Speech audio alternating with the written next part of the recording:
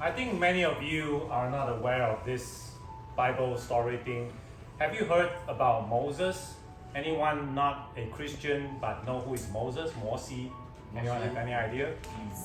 Yeah, so actually, yeah, you are right. She's the one who break open the sea, but not him, but the God, actually. So we actually started the whole Bible session from the very first chapter, which is the Genesis. So I've done that for the last 1 year, and we have come to this Moses, the story about Moses.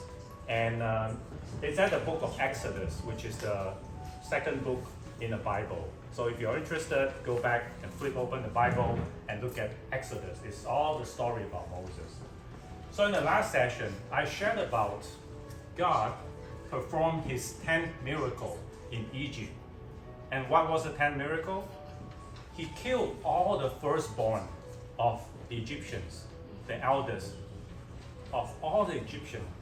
But he spared the lives of the Israelites because they put the blood of the lamb on the doorframe. So when the angel came at night to slay all the firstborn, when he saw that there's this blood sign on the doorframe, he skipped. So that night, there were a loud wailing in Egypt because all of the family had someone died. And that night, Pharaoh summoned Moses and said, You, all of your people, go away, leave Egypt, leave my people. All our people will die. Go and worship your God as you have requested. So Moses went to gather all of the elders and all of the people of Israel and prepared to leave Egypt after 430 years. But before they left, they went to every household to ask for articles of gold and silver. And all of the Egyptian families happily give away all of their jewelries, gold, silver to the Israelites because God made them do so. So that night, there was a total of 600,000 Israelites leaving Egypt, excluding women and children. Only 600,000 men with all of their livestock. So it's a very big crowd left Egypt that night. So as they were leaving Egypt, God went ahead of them to be the pillars of cloud in the day and pillars of fire at night.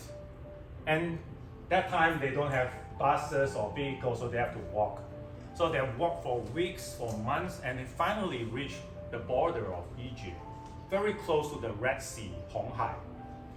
And then God spoke to Moses and said, Now turn back and camp at the place opposite of Baal Zebah. So it's a place very close to Egypt and in between the Jerusalem, Egypt. So Moses did according to what the Lord says. So he camped with the Israelites at the place. Then God said to Moses, Now listen what I will do. I will harden Pharaoh's heart and make him regret. Then I'll gain glory for myself.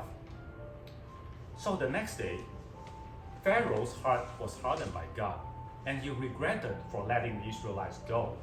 So he told his officials, What have we done? The Israelites have left, and no one will do the hard labor for us.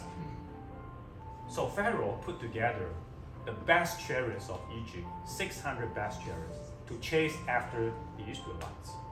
Within a few days, because they have horses, fast horses, within a few days, they finally caught up with the Israelites. And when the Israelites saw the vast army of Pharaoh, their hearts melted. Then they started grumbling to Moses and said, Are there no graves in Egypt that you want to bring us out to die in the desert? Then Moses said, Don't worry, stay calm, be still. God will fight for us. Then Moses went to God and prayed. Then he said to God, God, what should we do? The Israelites, the Egyptians' army are here.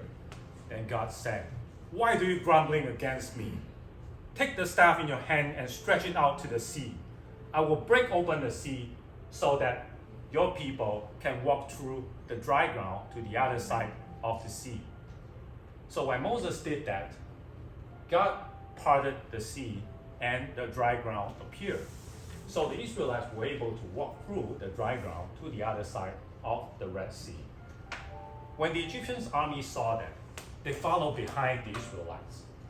Then God, who was watching from the heavens, saw that when all of the Egyptian armies went into the sea, he caused them into confusion, and he jammed the wheels of the chariot so they could not move further.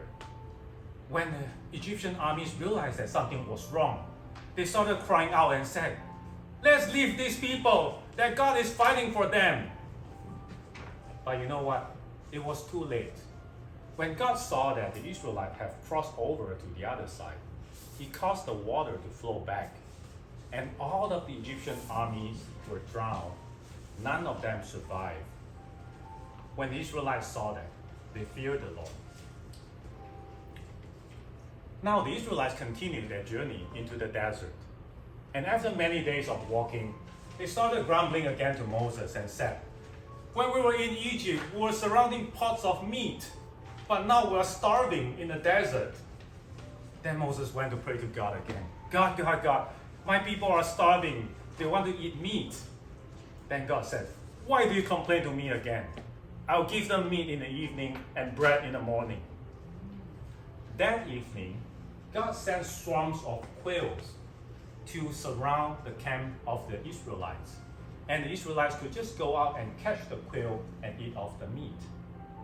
Then the next morning, God rained down bread from heaven. When the Israelites came out from their tent, they saw lots of bread as white as snow scattering around the land. And they called this bread from heaven manna. It's like a coriander seed with a taste of honey.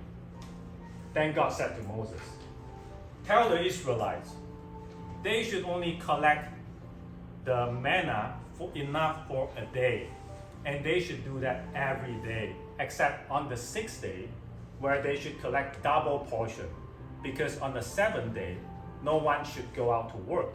It's the Lord's Sabbath." But some of the Israelites did not listen to Moses, so they collect extra during the weekdays, and in the next day, they realized that the manna was full with maggots and they stink. But on the 7th day, the extra manna that they collected was still as fresh as new. Dear friends, you see, God planned to bring the Israelites out of the Egypt into the promised land. But along the journey, there were lots of trials and challenges for the Israelites. This is a reflection of a Christian's life. Being a Christian is not about blessing, it's not about good life, but there's trials and challenges in our lives, and we have to put our trust in God.